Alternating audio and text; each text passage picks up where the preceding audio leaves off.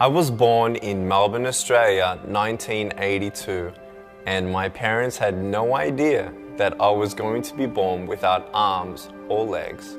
I was the only one that I ever saw without limbs. My faith in Jesus Christ was sealed after 7 years of wondering why, God, I was born this way. He answered me very clearly through John chapter 9. And I gave my life to Jesus at 15 after reading about how he came across a man who was born blind. And I'm like, hey, hold on a second. This looks interesting. And no one knew why he was born that way. I'm like, perfect. So I read on, and in verse 3 of the 9th chapter, Jesus said, it was done so that the works of God would be revealed through him. And I'm like, wow, God, if you had a plan for the blind man, you do have a plan for me. And that was the beginning of my personal relationship with Jesus. Youth groups were starting to call me, churches were starting to call me, opportunities were opening up everywhere for me to share my testimony. I was speaking in front of 300 sophomore public high school students. 3 minutes into it, half the girls were crying. One girl in the middle of the room started weeping.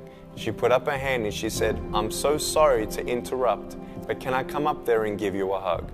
In front of everyone, she came and she hugged me. She cried on my shoulder and whispered in my ear. No one's ever told me that they love me. No one's ever told me that I'm beautiful the way that I am. I couldn't believe it. It changed my life. At that moment, I knew God was ministering to her through me. It's not by my speech or my power, it was God. And my heart was ignited with a passion.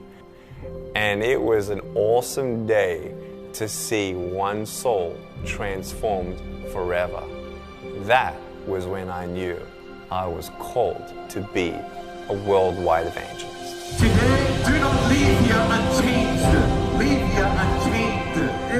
You don't know what God can do with your broken pieces until you give God your broken pieces. And I want you to know when you fall down, God's grace is sufficient. God's hand will come down and pick you up.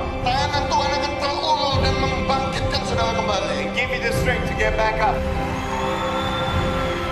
In the first 7 years of ministry, God opened up doors for me to speak 2,000 times across 44 countries on 6 continents, from university campuses, 40,000 students in China, to India, where we're talking to sex slaves, to crowds in the jungle of India, 110,000 people, down to Indonesia and all of Southeast Asia, to speaking at congresses of nations like Colombia and Costa Rica, where you see the leaders of that nation commit that country to the Lord Jesus. To Korea and speaking into the next generation about depression and suicide, and to Eastern Europe, where we did Serbia, Slovenia and Croatia.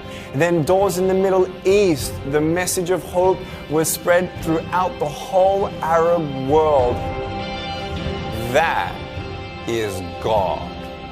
And we know we've just begun.